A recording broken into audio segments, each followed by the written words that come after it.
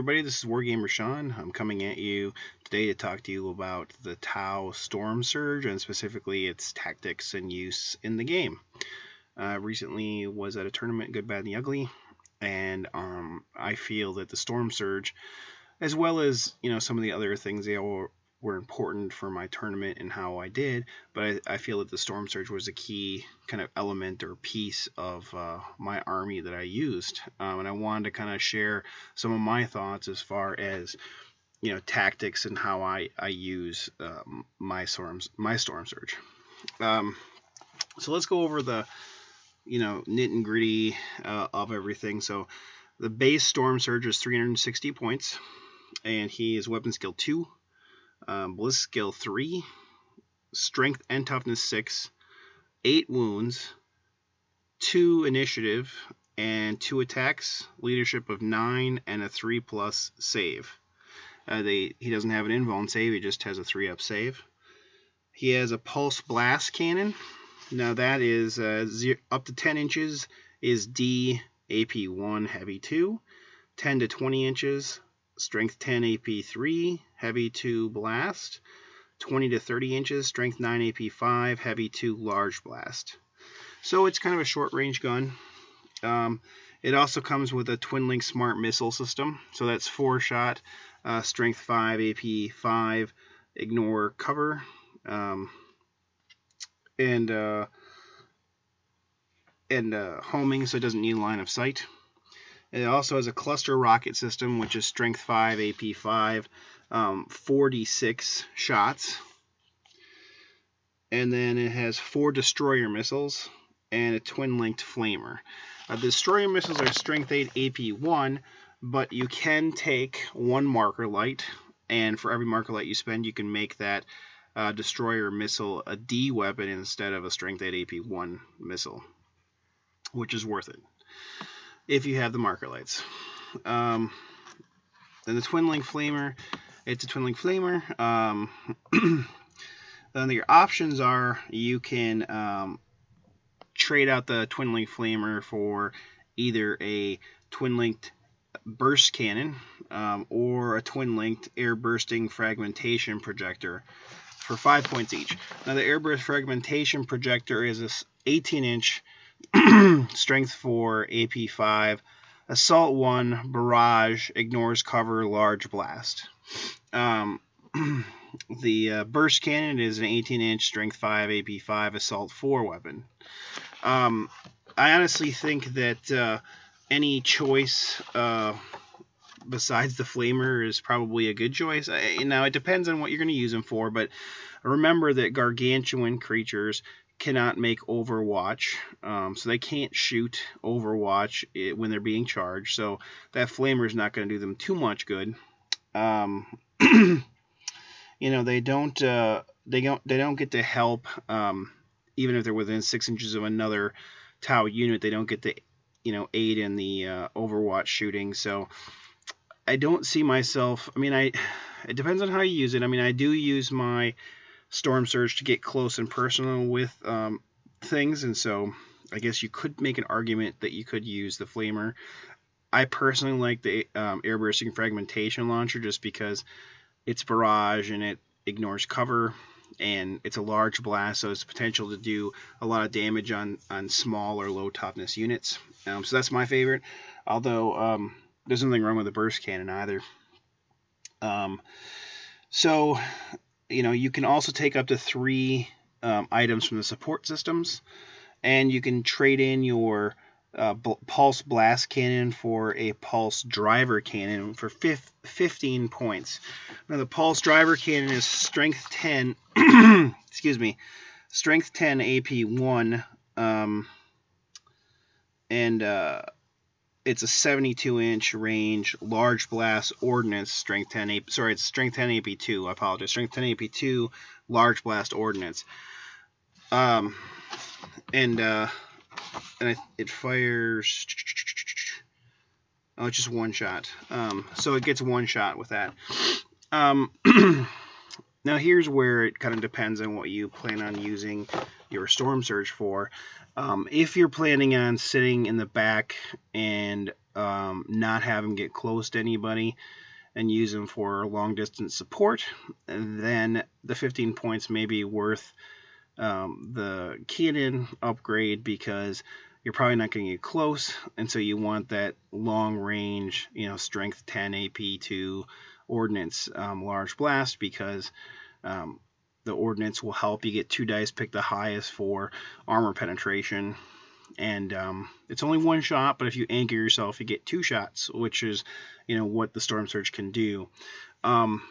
Me personally, I haven't run. I do have 2. I haven't put my other one together, and I haven't run 2 in a list yet. Right now, I never have used the anchor on my Stormsurge, and the reason being is that from the very beginning, he's doing work, he's going towards something, or he's usually heading out towards the opponent's table side most of the time. There's been a few occasions where he hasn't, but most of the time he's doing work. And the reason I say that is, if you look at the Tau forces, if we're Tau players here, most Tau, things that Tau can take are pretty much garbage in close combat. And so we don't really have an answer for, Thunderwolf cavalry, or, bikes that are kitted out for close combat, like assault bikes for Space Marines, or any type of assault squad that Chaos Space Marines might have, or Chaos may have with like the Flesh Hounds.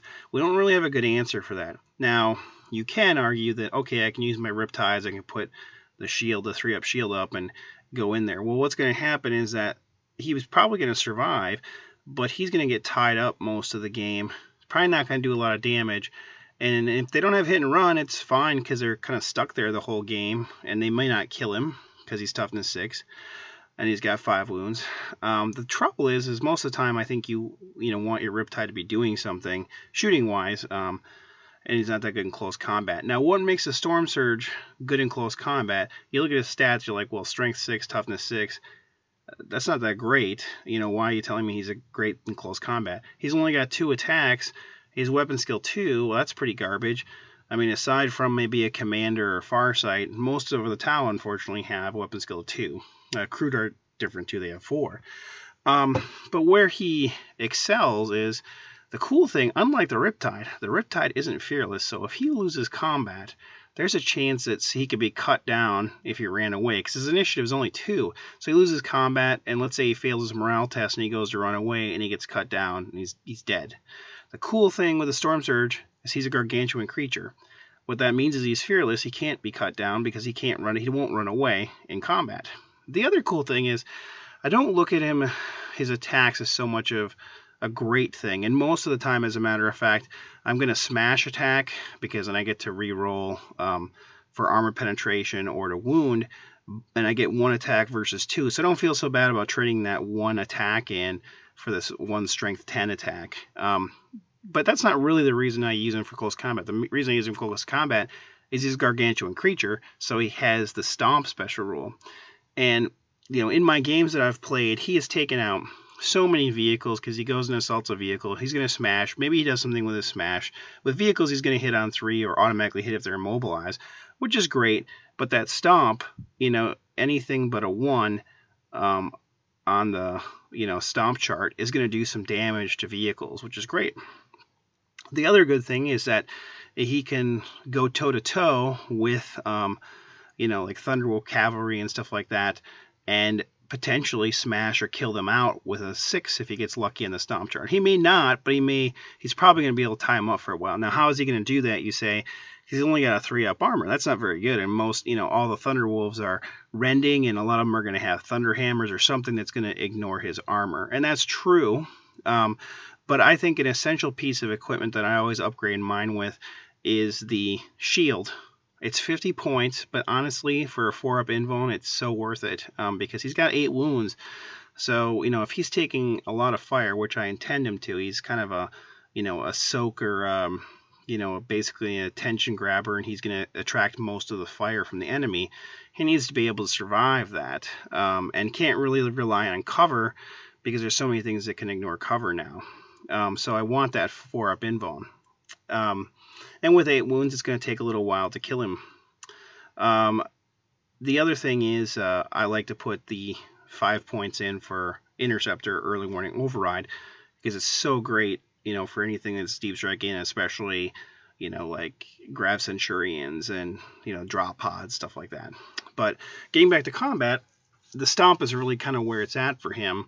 And if you get 3 stomps, let's say you're only fighting one individual, you might be able to stretch out that stomp and hit other things that are close by because you can pile the next stomp blast after the first one that you lay down that has to be in base with your base.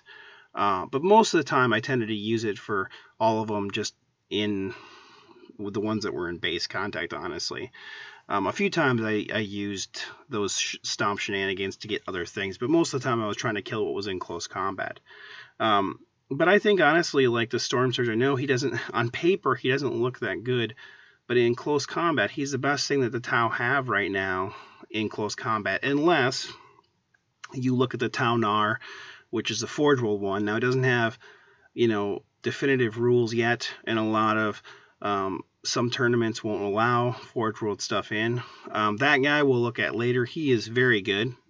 In my opinion, better than the Stormsurge. He's 600 points versus, almost 400 points for the Stormsurge. But he's got so much, a better armor, better invuln. And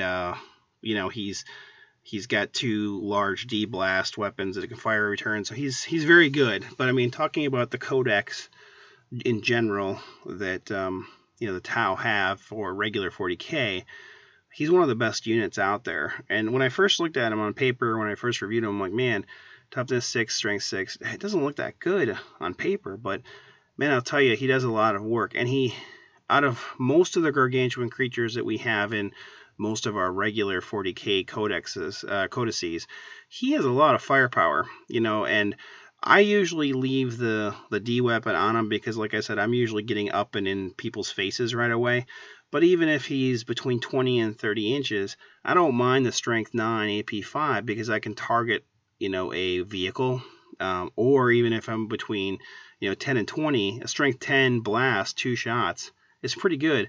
And I don't have to be anchored for that. Yes, I'm anchored, I get 4 shots. But most of the time I'm not. And the D, getting up between 10 inches, if I'm trying to get in people's faces, that's not an unattainable thing. And I usually get to use a D shot a lot in each game. And especially if someone drop pods and drops right in front of me, I can get 10 inches pretty easily and intercept them and get my D shots.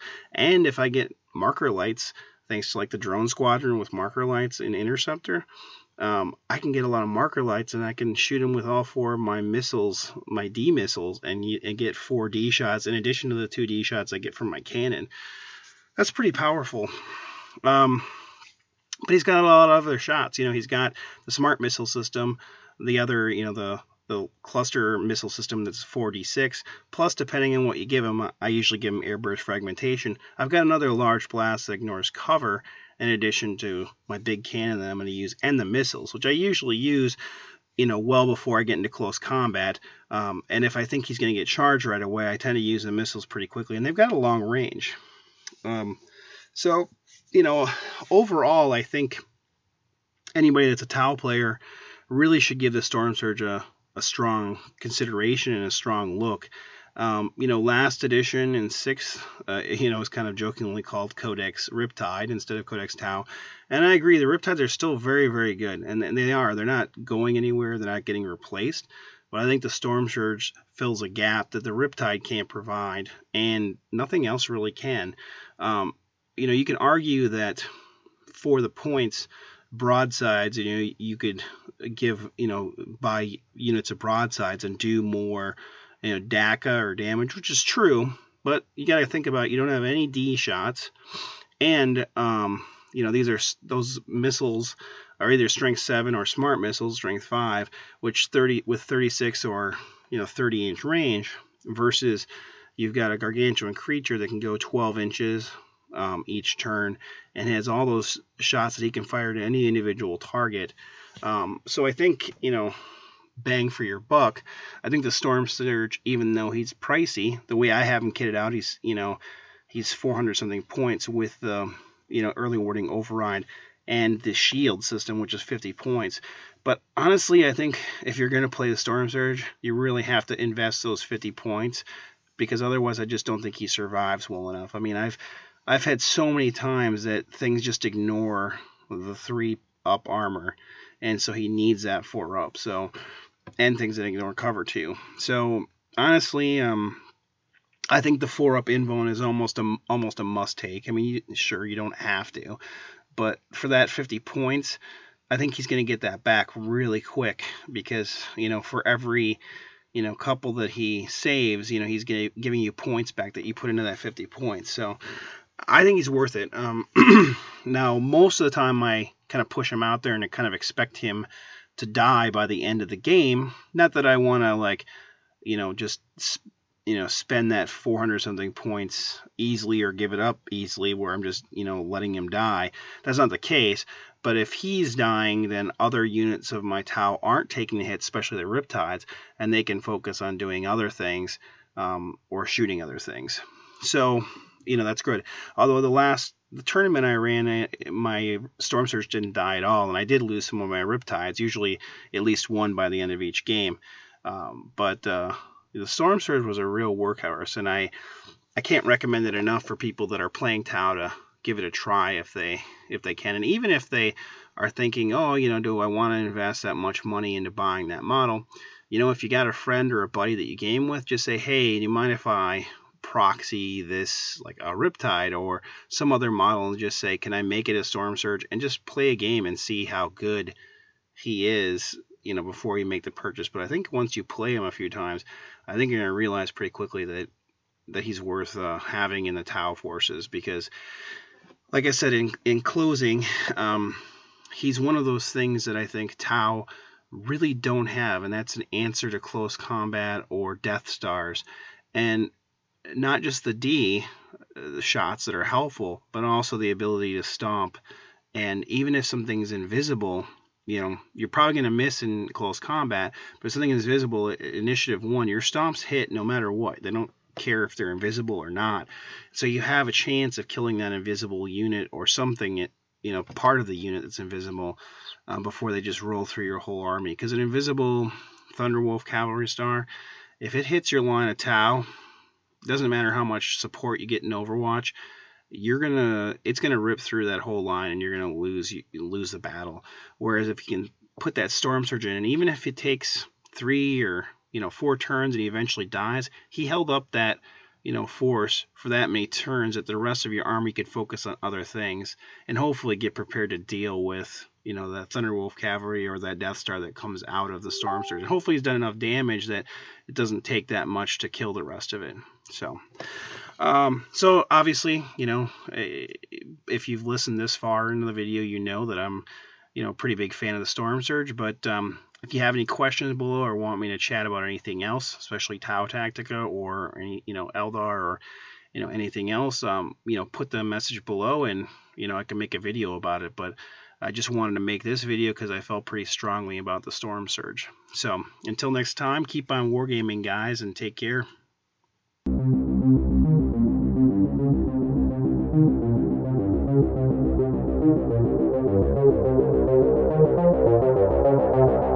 Goodbye. Goodbye. Goodbye. Goodbye. Goodbye. Bye-bye. Goodbye. See ya. Bye for now. Bye for now. Goodbye. I like bottoms.